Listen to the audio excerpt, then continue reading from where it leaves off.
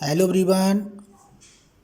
Hello ninth class 9. Today study about the component of cell and cell organelles. Today we study the cell organelles.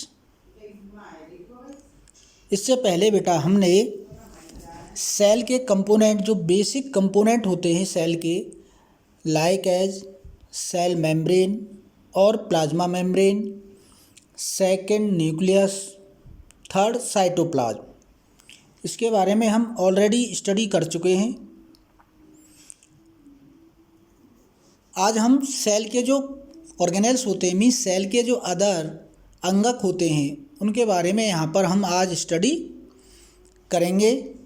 तो first आपका जो cell organelles है means जैसे हमारी body के अंदर different organs different system work करते हैं, ऐसे ही मेरे प्यारे बच्चों सेल के अंदर inside the cell different type of cell organelles scattered in the cytoplasm means cytoplasm में बिखरे हुए रहते हैं और ईच सेल ऑर्गेनेल्स का क्या होता है डिफरेंट वर्क होता है। तो फर्स्ट है बेटा आपका एंडोप्लाज्मिक रेटिकुलम, इसको ईआर शॉर्ट में कहते हैं ER. Endoplasmic reticulum the nuclear envelope join with A cytoplasmic membrane system the endoplasmic reticulum means ER. Mean जो आपका न्यूक्लियस होता है, न्यूक्लियस को हम पहले ही पढ़ चुके हैं, न्यूक्लियस के around us the nuclear envelope joins लिख रहा है ना, जो आपका न्यूक्लियर एनवेलप होता है मीन्स न्यूक्लियर जो मेम्ब्रेन होती है। There are two type of nuclear membrane, inner and outer. We study in previous video में हम इसको ऑलरेडी स्टडी कर चुके हैं बेटा, ठीक है ना। तो आपका जो न्यूक्लियस होता है उसके अराउंड अस आपका जो एंडोप्लाज्मिक रेटिकुलम है ईआर है वो उससे क्या है चिपका हुआ रहता है, उसके आसपास पाया जाता है। There are two type of endoplasmic reticulum, two types का आपका एंडोप्लाज्मिक रेटिकुलम होता है। एक होता है rough, the first is rough endoplasmic reticulum RER is covered with ribosomes. Okay, means first जो ER होता है उस पर क्या पाए जाते हैं राइबोसोम्स पाए जाते हैं। यहाँ आप देख सकते हैं दैट इज ये आपका क्या है एंडोप्लाज्मिक रेटिकुलम है और ये डॉट डॉट डॉट जो आपको नज़र आ रहे हैं यहाँ पर, ठीक है ना। ओके स्टूडेंट, जो बेटा यहाँ पर डॉट डॉट आपको विजुअल हो रहे हैं इस डायग्राम में, ये आपके क्या हैं राइबोसोम्स हैं, ठीक। इसीलिए इसको क्या कहते हैं रफ एंडोप्लाज्मिक रेटिकुलम। सेकंड होता है आपका smooth endoplasmic reticulum, it means SER, it has not contain ribosome, means इसके पास या इस पर जो आपके राइबोसोम्स हैं राइबोसोम्स वो पाए नहीं जाते हैं। राइबोसोम्स कहाँ पाए जाते हैं केवल और केवल RER पर जो रफ एंडोप्लाज्मिक रेटिकुलम होता है। में जो पोर्शन आपका राइबोसोम्स का होता है वो RER होता है रफ, और जिस पर राइबोसोम्स नहीं पाए जाते हैं वो स्मूथ एंडोप्लाज्मिक रेटिकुलम होता है, जो आपके न्यूक्लियर एनवेलप को ज्वाइन करता है, उसके आसपास ये पाया जाता है। ये आपकी क्या है सेल दिखाई दे रहा है ना, दैट इज न्यूक्लियस। ये क्या है यहाँ पे न्यूक्लियस है बेटा, उसके चारों तरफ आपको दिखाई दे रहा है ये स्ट्रक्चर्स दिखाई दे रही हैं, that is endoplasmic reticulum. Structure आपको समझ में आ गया होगा यहाँ पर। नेक्स्ट है इसका फंक्शन क्या होता है, क्या फंक्शन है हमारी सेल के अंदर एंडोप्लाज्मिक रेटिकुलम का। Endoplasmic reticulum ribosomes on the RER means rough endoplasmic reticulum synthesize proteins that enter the ER that will either be incorporated into the plasma membrane। Incorporated means क्या होता है कि जो आपकी राइबोसोम्स पाए जाते हैं ईआर के ऊपर, उनका वर्क होता है प्रोटीन का सिंथेसिस करना, प्रोटीन का संश्लेषण करना और उनको कहाँ एंटर करना, ईआर के अंदर, into the plasma membrane, export from the cell और they may be bound for lysosomes. ये इसका वर्क है। Lipids and phospholipids are synthesize in the SER, mean जो आपका स्मूथ एंडोप्लाज्मिक रेटिकुलम होता है उसके अंदर आपके लिपिड्स का और फॉस्फोलिपिड्स का क्या होता है, सिंथेसिस होता है, मीन्स वहाँ पे वो बनते हैं। ओके, नेक्स्ट है, क्योंकि एंडोप्लाज्मिक रेटिकुलम हमारी सेल्स का एक इम्पोर्टेंट ऑर्गन है, the endoplasmic reticulum is a large network of membrane bound tubes and seeds. Mean जो आपका एंडोप्लाज्मिक रेटिकुलम होता है वो फर्दर आपका एक मेम्ब्रेन से बाउंड होता है like as tubes and seed के रूप में।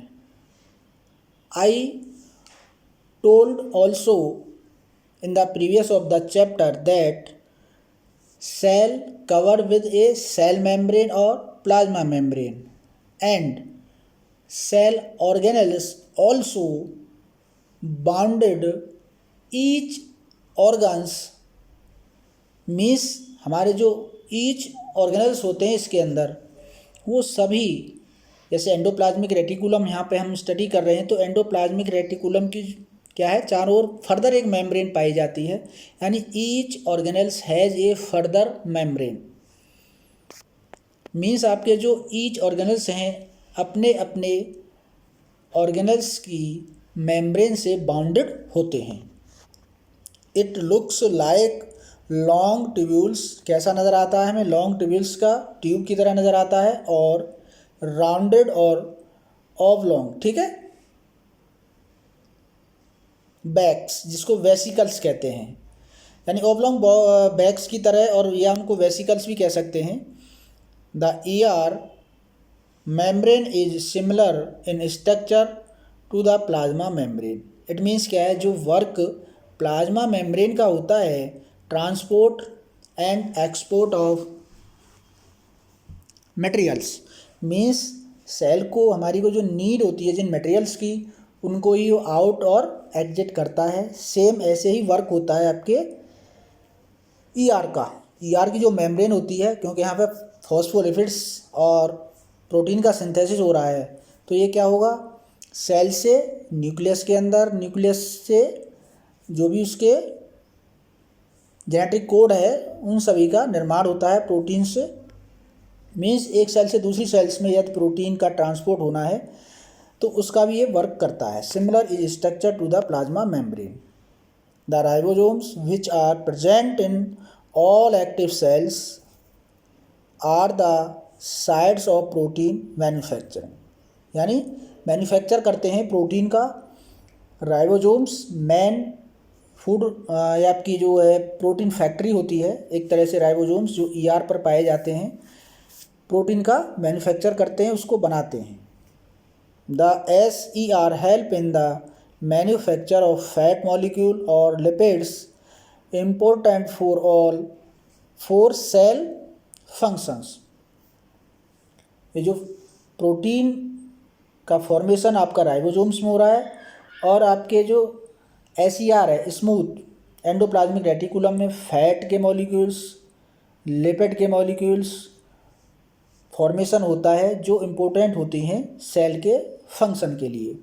सम of these proteins and lipids help in the building the cell membrane, means इसमें से कुछ प्रोटीन और हमारे लिपिड्स, फैट्स किस लिए यूज होते हैं, सेल मेम्ब्रेन को बनाने के लिए।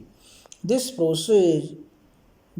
जो प्रोसेस है is known as membrane biogenesis. इसको क्या कहते हैं, मेम्ब्रेन बायोजेनेसिस कहते हैं, जिसमें हमारे फैट्स के, लिपिड्स के और आपके प्रोटीन्स के मॉलिक्यूल सेल मेम्ब्रेन को बनाने में हेल्प करते हैं। नेक्स्ट है आपका गोल्जी एपरेटस। गोल्जी एपरेटस भी आपका ER की तरह ही सेल का एक ऑर्गेनल्स है। The Golgi apparatus first described by the Camille Golgi consist of a system of membrane bounded vesicle arranged approximately parallel to each other in stack called cisterns। Means इनकी जो structure होती है, ये भी आपके गोल्जी एपरेटस जो होते हैं अटैच होते हैं ईआर से, और ये भी क्या है, मेम्ब्रेन बाउंडेड होते हैं। इसकी जो खोज है, मीन्स इसको डेस्क्राइब, इसकी डिस्कवरी सबसे पहले या इसको नाम सबसे पहले किसने दिया था? कैमिले गोल्जी ने। इसीलिए इसका नाम रख दिया गया है गोल्जी एपरेटस। गोल्जी बॉडी भी कहीं भी आपको लिखा मिल सकता है। These membranes often have connection with the membranes of ER, वो मैंने अभी बताया है। मीन जो इसकी मेम्ब्रेन होती है वो अटैच होती है ईआर से, and therefore constitute another portion of a complex cellular membrane system. The material synthesize near the ER. So आप जानते हैं, ऑलरेडी हमने स्टडी कर लिया है कि ईआर के पास हमारे लिपिड्स, फैट और प्रोटीन के मॉलिक्यूल क्या क्या होता है, सिंथेसिस होता है। कैमिले गोल्जी ने बताया था कि जो आपके सिस्टर्नीज होती हैं, सिस्टर्न जो होते हैं, ये क्या करते हैं, इनका वर्क क्या है। मीन्स गोल्जी एपरेटस का जो वर्क होता है वो होता है packaging and dispatch to various target inside the and outside the cell through the Golgi apparatus. Means जो ईआर में जो आपके मॉलिक्यूल्स का फॉर्मेशन हो रहा है, उनको पैकेजिंग करने का और डिस्पैच करने का काम होता है आपका, और उनको टारगेट साइट्स तक, जहाँ भी सेल्स को आवश्यकता है प्रोटीन, फैट और लिपिड्स के मॉलिक्यूल्स की, वो उनको वहाँ पर क्या करता है, ट्रांसपोर्ट करता है उनका। Okay, its function include the storage, modification and packaging of the product in vesicles, यानी वेसिकल्स के रूप में ये क्या करता है, स्टोरेज करता है, पैकेजिंग करता है, मॉडिफिकेशन करता है मॉलिक्यूल्स का। इन सम केस, कुछ केसेस में क्या होता है, complex sugar may be made from simple sugar into the Golgi apparatus. Mean जो हमारी कॉम्प्लेक्स शुगर होती हैं उनका भी क्या है, फॉर्मेशन होता है किसमें, सिंपल शुगर्स में। इट मीन्स क्या है, जो कॉम्प्लेक्स शुगर होती हैं गोल्जी एपरेटस में, वो सिंपल शुगर्स में चेंज हो जाती हैं। The Golgi apparatus is also involve in the formation of lysosomes. Means जो हमारा गोल्जी एपरेटस होता है वो एक और आपका मोस्ट इम्पोर्टेंट जो मैं कह सकता हूँ इसमें सेल का ऑर्गेनेल्स है, लाइसोसोम्स को बनाने में ये हेल्प करता है। इस तरह से इसकी स्ट्रक्चर होती है, आप देख सकते हैं गोल्जी एपरेटस। गोल्जी एपरेटस की इस तरह से स्ट्रक्चर होती है, सैक लाइक आपको दिखाई दे रहा है यहाँ पर। ये आपको डायग्राम भी प्रिपेयर करना है, ठीक है। वेसिकल्स के रूप में, ट्रांसपोर्ट जैसे यहाँ पे दिखाया हुआ, बंडल्स के रूप में ये जो पैकेजिंग है, ट्रांसपोर्ट करता है, इसमें पैकेज करके मॉलिक्यूल्स को, ठीक है, इधर से उधर। ओके, ये सारा सिस्टम इसमें दिखाया गया है, कैसे वर्क करता है, इसकी स्ट्रक्चर क्या होती है। गोल्जी एपरेटस आपका सेल के अंदर यहाँ पे अटैच होता है ईआर से। ये आपको सीन हो रहा है उस डायग्राम में, यहाँ पर है, ठीक है। ये आपका ईआर है। ईआर न्यूक्लियस के चारों तरफ देख रहे हैं आप, न्यूक्लियर एनवेलप से क्या है, अटैच है। और ये आपका गोल्जी कॉम्प्लेक्स होता है, गोल्जी एपरेटस होता है, ये भी ईआर से बेटा अटैच होता है। The Golgi complex is a stock of membranous vesicles where storage, modification and packaging of protein products occur. ठीक है, यहाँ पे क्या होता है, प्रोटीन के जो मॉलिक्यूल्स होते हैं उनका स्टोरेज होता है, उनकी पैकेजिंग होती है, और यहाँ पर उनका मॉडिफिकेशन भी होता है। इस तरीके से इसकी स्ट्रक्चर यहाँ पे